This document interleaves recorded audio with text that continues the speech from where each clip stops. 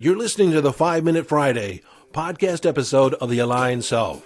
This is your host, Daniel Danovi.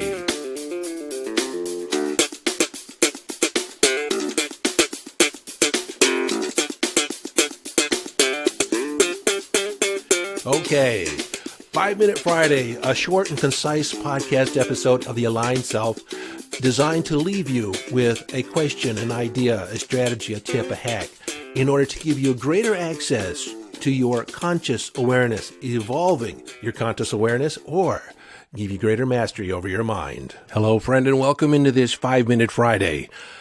Something interesting happened with this episode. It's a 5-Minute Friday, but it's going to make its way to its final destination on Sunday. I had released it, and for some reason, it's been bouncing around the ether and never was truly published. Never made it, I guess, to its destination on time. So I'm going to be talking about time as a mental construct, and I do so as we're right in the midst of daylight savings time, setting the clocks back an hour in order to, I guess, realign time with the rest of the world. In North America, we call it daylight savings time. In the European Union, they refer to it as summertime, and it's all to take advantage of more daylight time during the summer hours, and also as a way to supposedly to conserve energy. Originally, Benjamin Franklin put forth the idea in the 1700s as a way to conserve candles. It actually wasn't put into practice, though, until 1908, somewhere in Ontario, I believe, Ontario, Canada. But this really isn't about daylight savings time. It's about time as a mental construct, and the idea that maybe there really isn't time in the sense that we typically think about it. And I'm going to look at this from a couple different perspectives, and at the moment, since we're talking about daylight savings time, let's talk about that there. Don't you find it interesting that some of the world practices turning the clocks back or turning them ahead depending on the time of year, and the rest of the world doesn't? So depending on where you live, you actually have a different experience of time or a different experience of the day, and your relationship to time is somewhat variable. Now, as a kid, I was always intrigued with the time zones. I grew up in the Eastern time zone, and I just thought if I was standing on the edge of the Eastern time zone and say I had a friend that was standing in the Central time zone and we were tossing a ball back and forth, separated by just a few feet from each other, but standing in two different time zones. If I threw a ball to him from the Eastern time zone, it would actually arrive earlier than when I threw it. Say if I threw the ball at 4 o'clock, it would arrive at 3 o'clock in his hands. And then when he turns around and throws it back to me, it would actually travel or arrive to me an hour later than when he threw it. And so technically this ball would be going back and forth in time, back into the past and back into the future. And then I can remember one late summer day when I was standing on Hoover Dam, which dams up the Colorado River, which separates Arizona and Nevada. There's a spot on Hoover Dam where you can put 1 foot in Arizona and 1 foot in Nevada. Now, at the time, Nevada was practicing daylight savings time. Arizona decides not to participate. Why, I'm not sure, but they didn't participate. So it was an hour difference from 1 foot to the other. And I was standing, straddling that line. I just was intrigued with that whole concept. And of course, our time, or the measurement of time, is not an absolute. It's based on the rotation of the Earth. One full rotation supposedly takes 24 hours. Yet, it's 24 hours and some change. And that change adds up to the point where every 4 years we have to insert an additional day, February 29th, in order to kind of balance things out.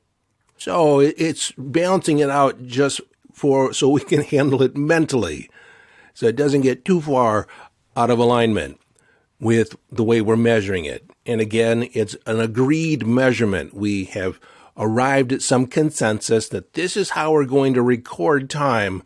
And again, it's created. And then you and I talk about the past, the future, the present, yet the past and the future do not exist except as a mental construct, something that's created in our mind. When we refer to the past as something happened way back when, once upon a time, and we recall it to the present, we're actually creating those memories or recreating those memories in the present moment. And frankly, this is what I find interesting because of, I'm now in my 6th decade, and pretty soon I'm going to stop talking about how old I am because I don't find it useful, except as a point of reference.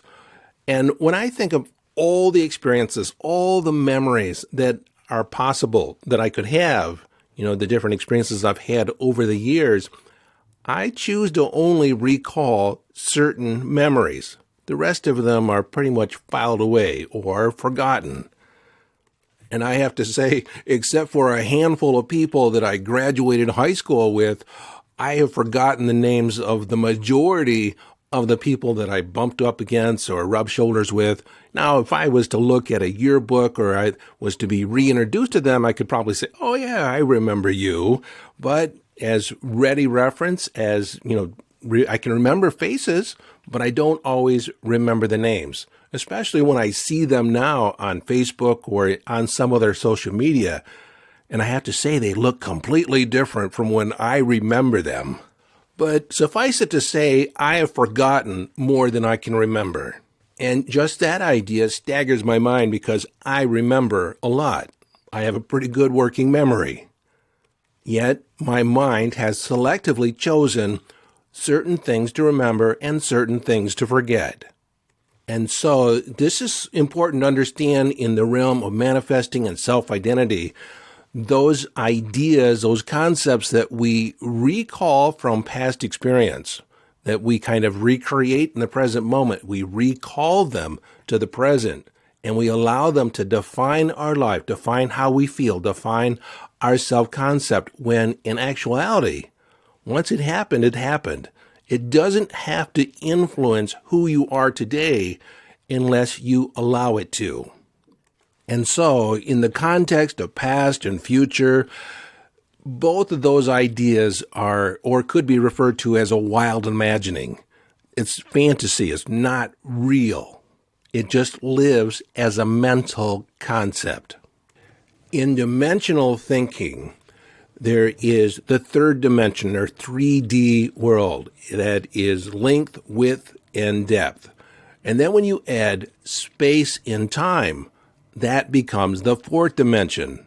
But the fourth dimension is conceptual. It gets to be a little gray. It's not so easily measured. Again, if we have an agreed upon measurement device, then we have a consensus on how much time has passed.